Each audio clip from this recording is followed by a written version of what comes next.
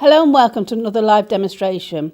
So this is the third demonstration using ink. To celebrate Inktober, I've been doing a series of ink demonstrations using different inks, just showing you what's out there, to be honest.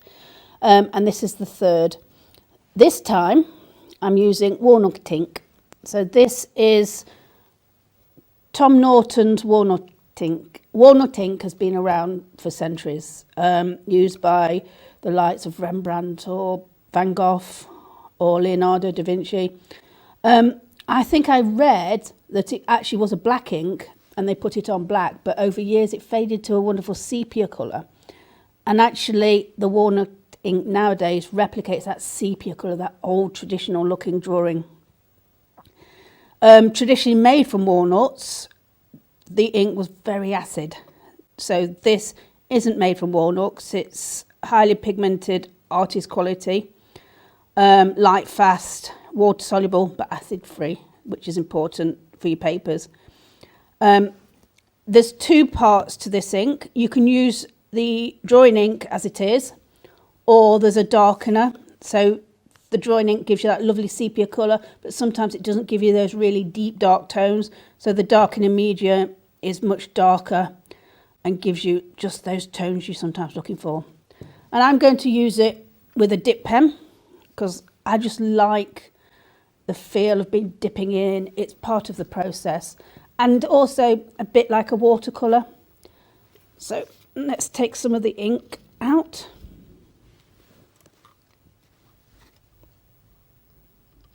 And drop it on to my palette.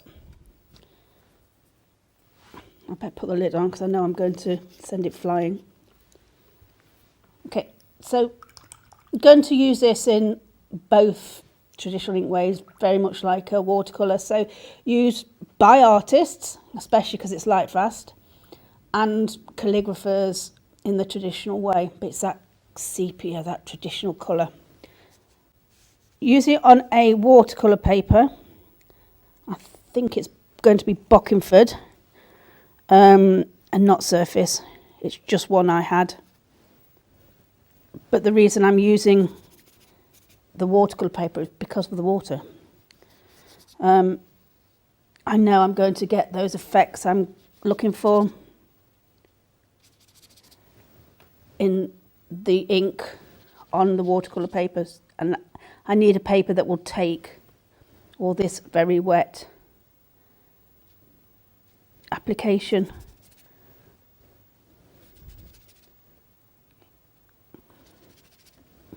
Using a natural hairbrush, which is the best brush for adding water. It holds the water and enables you to get down a layer really quickly. Oops.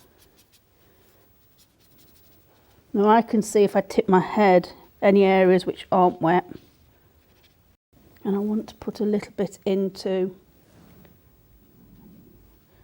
the turtle as well. Okay. So it kind of blends. So this is the first layer, and I'm going to add some water to the ink so I get a very light wash. It's water soluble, so works well with water. Just give myself a light wash of colour, maybe too light, so let's go back in. What I did discover is that it dries lighter, so you tend to put a few more layers on depending on how you want it to look. But look at those patterns you're making. I'm going to do it in a diagonal. And I'm not thinking yet at the moment about complete light and dark. I can see where there are darker areas and I'm leaving some light areas as well. But what I do know is I can lift off this ink, and that is also a technique I will be using at the end. So while it's still wet, I'm going to keep adding another layer And very much like a watercolour, you can get back runs. I noticed that when I was using it. So putting a wet layer on an almost dry layer causes back runs. Like I have said in the past, I like a back run. I like the quality, but it kind of, the pigments push the water away and you get sometimes a disturbing bleed. But I often use them, and when I try and do it, it doesn't happen. But when I don't want it to happen, it happens. So it's just one of those nice features that if you can work with it. Okay. So this is possibly going to back run a little bit, but I like that effect. And that's because I'm being a bit impatient. Let's just soften.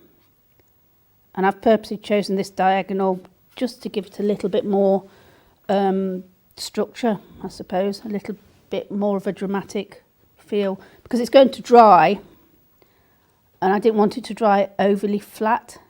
I wanted some texture in the background. The mediums does all the work for me, and I love it when that happens. But see here, it's back running a little bit. Not a big deal. It's something that kind of adds texture for me. Now what I need to do is I need to dry that off, because I can't go in while it's wet, because all I'll be doing is continually creating probably more back runs. I won't be creating a muddy colour because I'm only using one colour, but I need to let it dry to be able to then start to be a bit more precise with where I'm going to put my ink. So gentle heat to start with, only because I don't want to move the ink too much.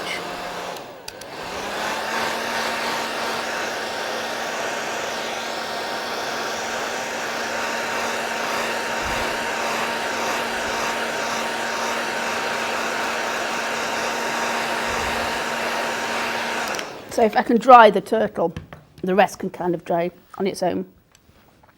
So now I'm going to look at a little bit more detail, looking at darker areas. And you'll see this ink at its strongest right through to its lightest. You can get all those tones and values, and I think working in one colour is a nice challenge. It helps you look at tone and value and shadow. So you can see here that's drying quite light, so that's probably the darkest you get with this. Is that okay there? Can you see it? Yeah. And I'll show you with the darkener how much dark you can get. But I don't use this till the end because I don't want to take away that really darkness and put that in immediately. So that much darker. Still that lovely sepia colour, but you can see there the two strengths. So I'm going to be using mostly with this, and right at the end probably use this so I don't overpower, because I know myself I get a bit overexcited and want to get everything done quite quickly. So I will restrict what I do, like putting the dark on, just so I know I'm going to be happier with the outcome of the painting. So under this flipper, it's dark, and the shell here. So there are 7 species of sea turtles. 6 of them are endangered. The loggerhead is the largest. This, I'm pretty sure, is the green turtle. And they live across the globe. The leatherhead is the only one that doesn't have the hard shell. The others do. It has a much softer, the leatherback turtle, much softer. And I do know the names for the top of the shell and the bottom, but I'm just trying to remember them. It'll come to me in a flood. And spend most of their life at sea, only coming on land, the females, to lay their eggs. I think every 2 to 5 years. But I think a really fascinating species, and been used in mythology and folklore for millennia across the globe as well. China, South America, all have their own turtle stories and myths and legends. Actually, legend. So today, Inktober, I think the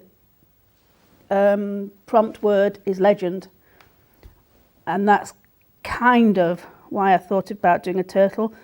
Only kind of, because I actually just like to do a turtle, but it did fit into the legend because there are so many legends about the turtle being wise, and often creation myths about the turtle carried the world on the back, and I think a lot of it is to do with its shape. But like I say, for millennia, the turtles have been revered, and it's such a shame that they're now endangered, mostly through human activity. They make good ninjas as well. Yeah, and through media and that, they make good ninjas apparently. And there's another one, I think, on I saw another turtle in media. Can't remember what it was though. Two-shade turtle. Yeah, gosh, that's going back a bit. So you can see how they've really endeared themselves. And each of the different species, like I say, there's 7, eat different things. So you've got one that eats crabs and crustaceans, the other one eats just fauna. Dropped it. Another one eats shrimp. So they all have their own specific feeding. Pizza. They like pizza. Yes, I think this is Gary's forte, the certain well-known turtles that tend to go against the nature or what you expect from a sea turtle. And I say sea turtle because these are the ones that live in the vast oceans rather than ones that eat pizza or something like a terrapin that some people call a turtle. I know around Britain we get the leatherback, but this would have been somewhere over in the warmer oceans. I just, you know, it just seems such a quiet sereneness that they have.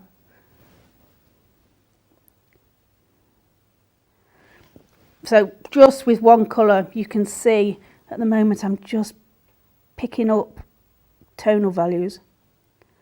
And this colour, for me, is very subtle, and it's challenging the way I work because I want to put lots of stronger colour down much quicker. But it's nice to have a challenge. It's nice to work with a medium that kind of doesn't work the way that you normally work, and you just have to adapt and learn. And that's always something I love to do, is to learn about how I work and about how different mediums work.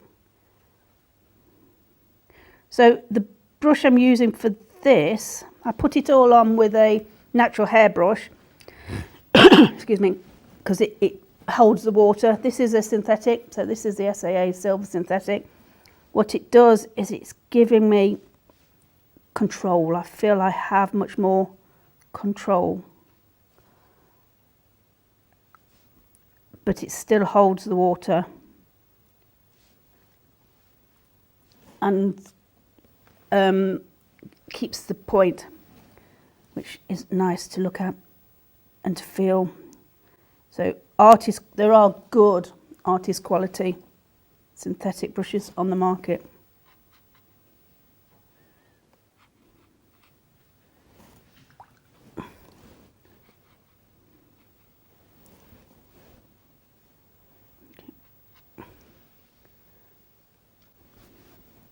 Let's go back in. All I'm doing is just adding another layer each time.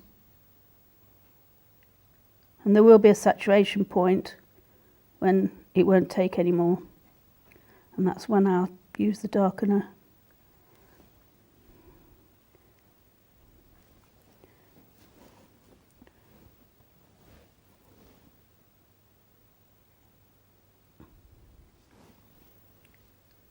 Tiny details I will put on, but not quite yet.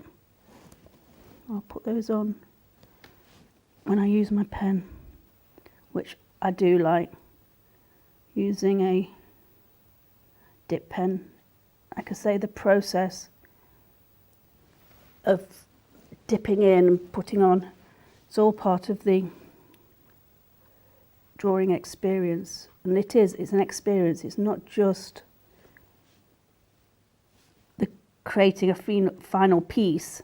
It's that whole experience of the creation of it. I know that sounds very, what does it sound? But it really is.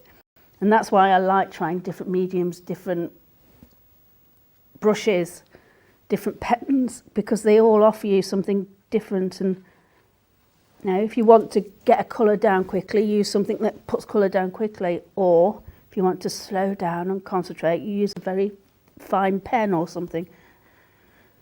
It's just often to do with the mood. So I'm going to let that dry.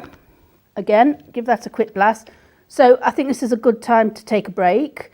I can get this dry and then I can come in and continue to work. So join us a moment.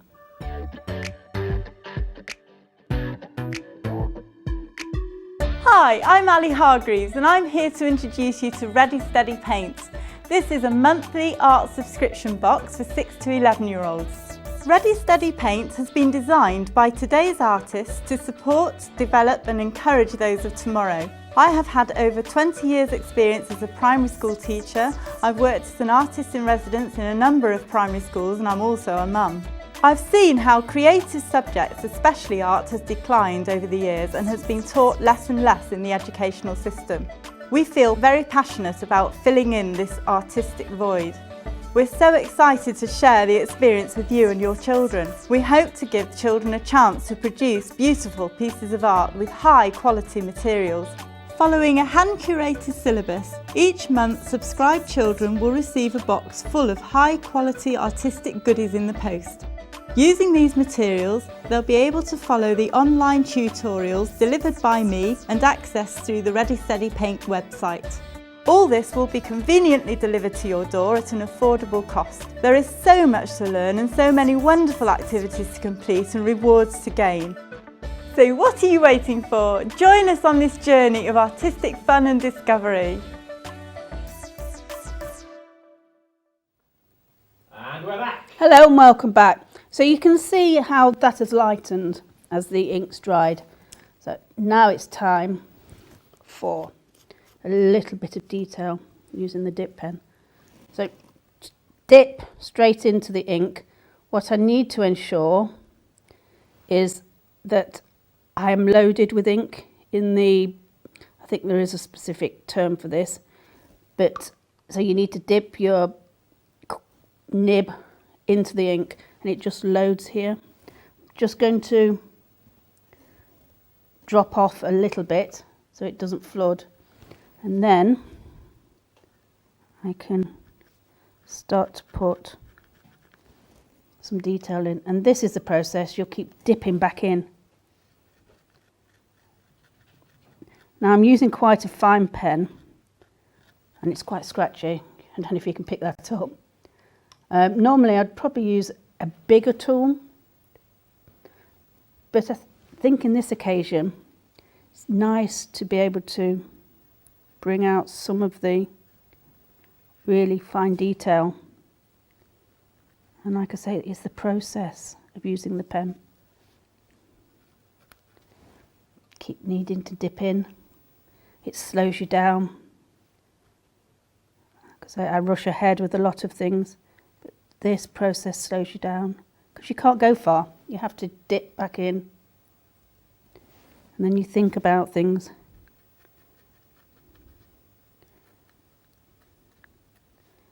Need a little bit darker under here. So this is the same ink as I was using for the rest of it, but you'll notice it's a little bit darker using the pen. Not overly dark, I haven't quite used the darkener yet, but it just gives a little bit more concentrated ink than it does with the brush.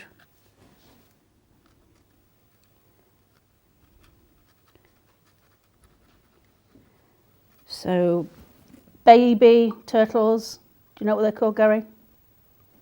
No. Nippers. No, actually they're hatchlings. Ah.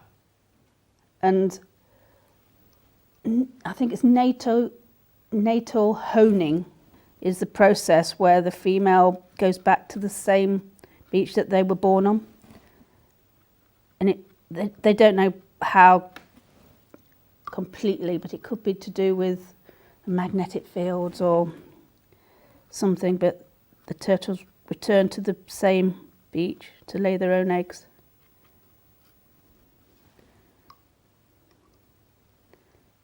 See how much slower and how much of a different process it is than whacking your values down with a brush. Now I could use the ink in a pen, which gives me free flowing and gives me all that very quick detail, but it's not the same. Need to put the nose on. Breathing. I did read something about their breathing. Apparently they're reptiles, so they do need to breathe air, but they can be underwater for about 4 to 7 hours.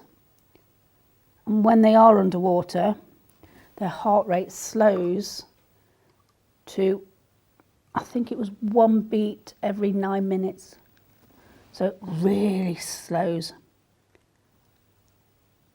And it allows them to stay underwater for 4 to 7 hours. But they do need to raise to the surface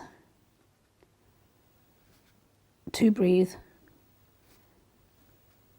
but their body is adapted to slow their heart rate down to such a phenomenal rate. Just looking at detail, and like I say, you can see how much darker I can get using the nib. Also, I'm looking at texture.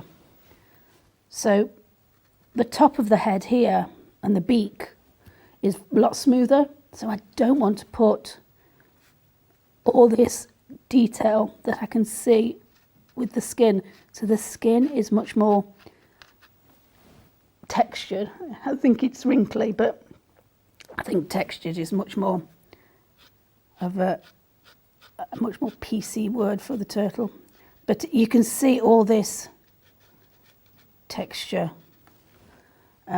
easily done with the pen. The pen really loves to give you this very fine. And I don't want to do every single mark, but I do want to suggest all that detail. Along the back here, where I think it's a carpus, the shell, the top bit of the shell.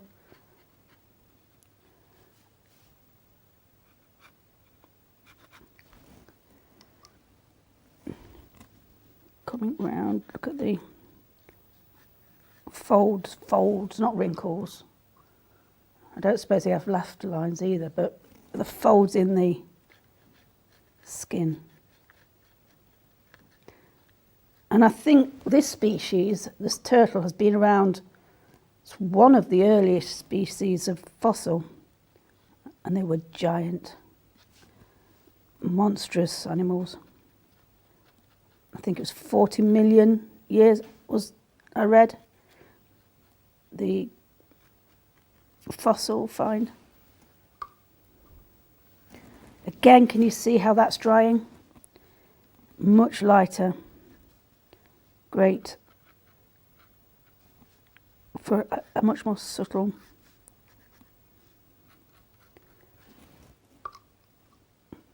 So much lower. So much.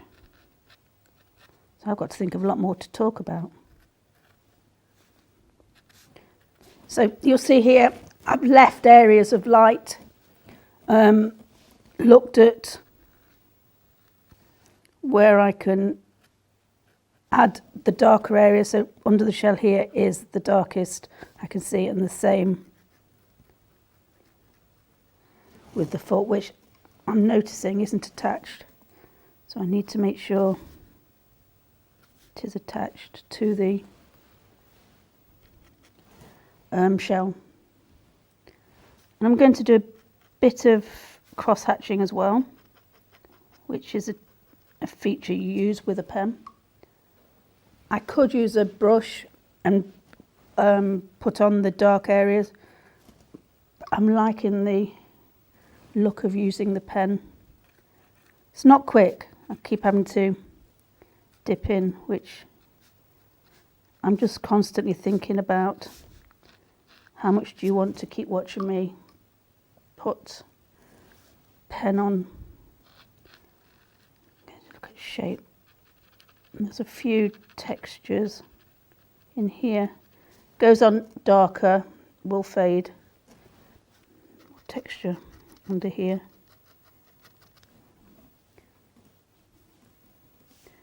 Don't want to do too much there. Let's bring some of these lines. What I am looking at is the direction of these lines. Where do they go? So they go up into the neck.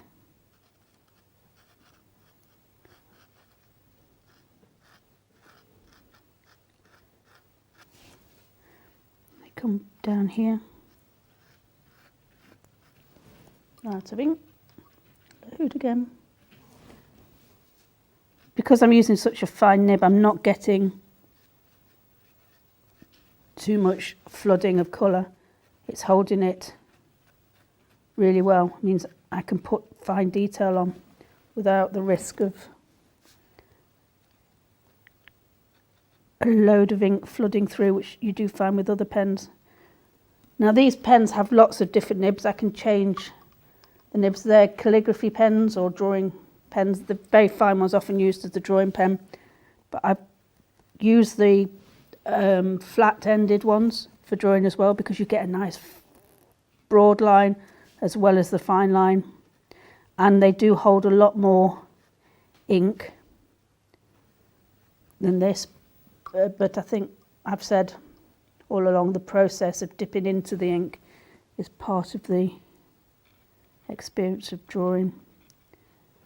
And as this is Inktober, just showing you different inks and different techniques. So Inktober, hopefully you've done some, and it's all to do with fun. It's not pressure.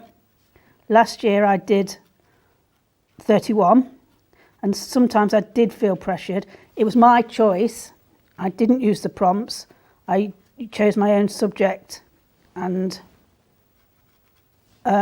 used that. But what I wanted to do was try lots of different ink techniques and different inks, which I'm really lucky because I have access to. What it did do was, once you start thinking about, you know, a subject or how am I going to represent this, you're flooded with ideas. And it can be a biro on a napkin. It can be as simple as that. It doesn't have to be a 4-hour drawing. The idea is to have fun, to sketch, to get out there and look around and think of something to draw, just sit in a cafe with a napkin. Okay.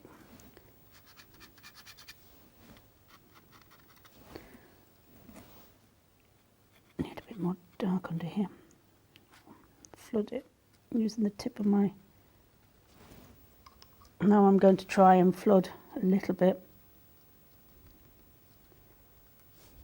just to add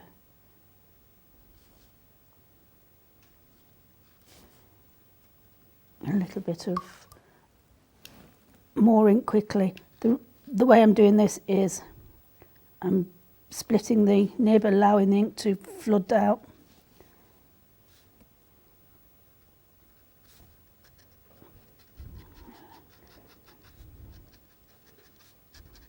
Don't like that there. Didn't make sense. It's too light.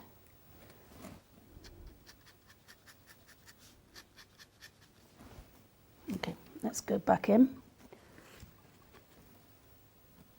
and we look at values. So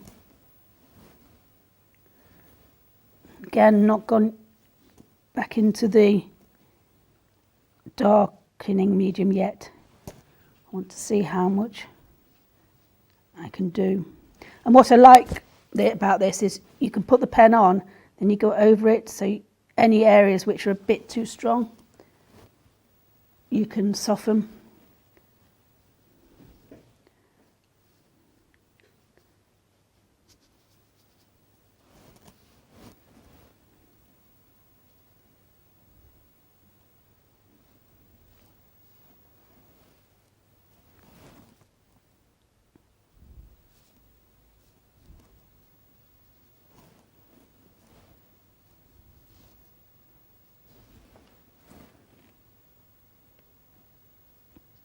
Right, I'm going to put some darkening medium on now.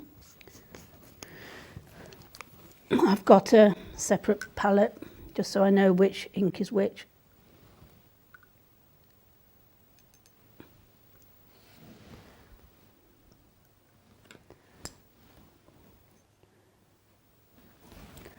Really look at darker areas.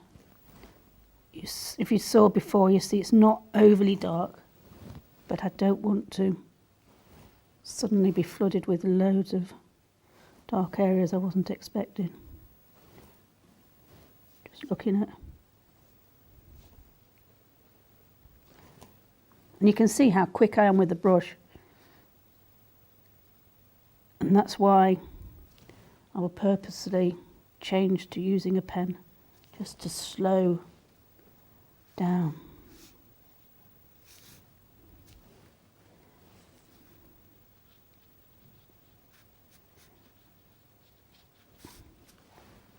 Right, might have overworked a little bit just in the middle. So I'm going to lift off.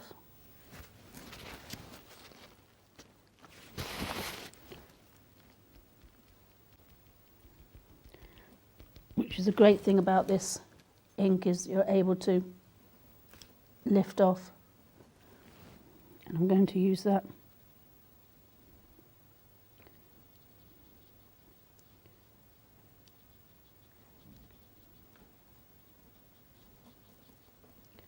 Lost those lines, but I can put them back. I've just got a little too keen. Okay, while that's drying, because I want to put those lines back in, I'm going to lift off some lines, and I'm going to use the eraser, the magic watercolour sponge eraser. Magic watercolour sponge eraser, to lift off some shards of light. You need to have it quite wet in order for it to work, but it works really well.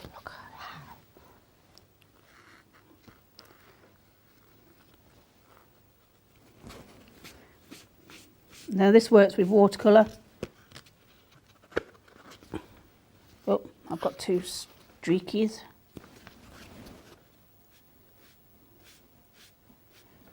soften that off a little bit. So again, even with this, I'm just looking at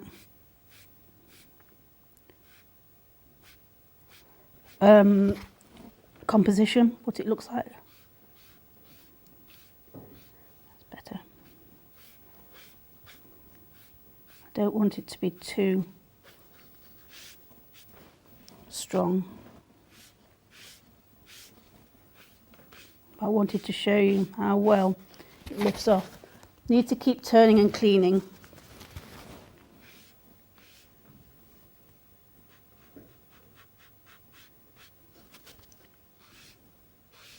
See if I can get a really light area.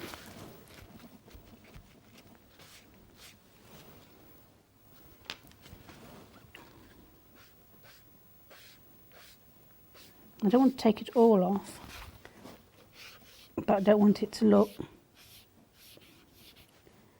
really stripy. It's shards of light. I might take them over.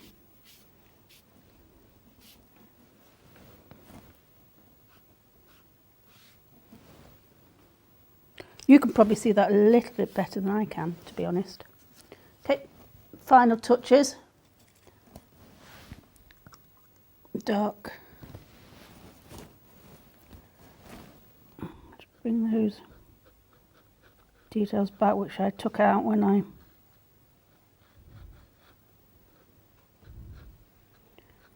and the eye here, it's gone.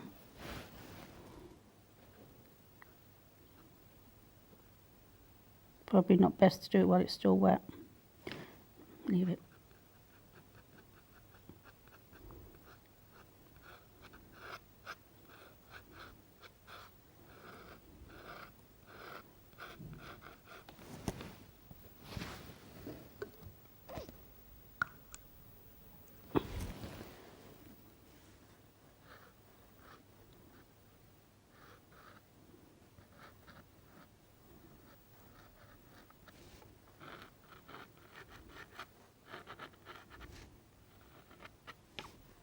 Can still feel the paper's a little bit wet.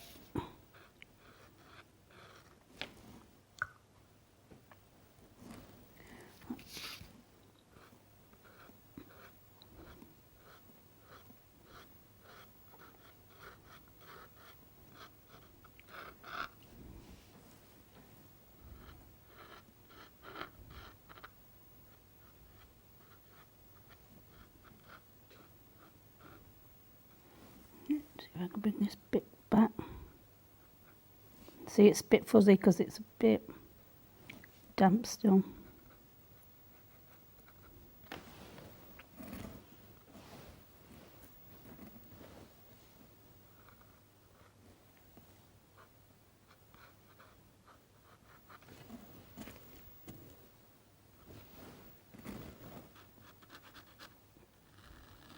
And probably just need to finish dark there.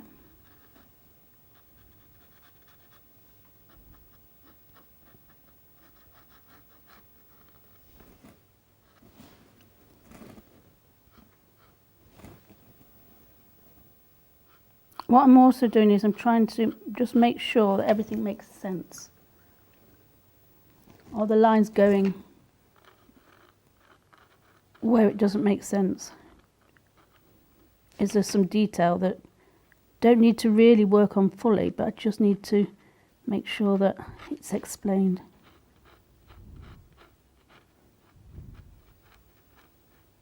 This is where you can overwork.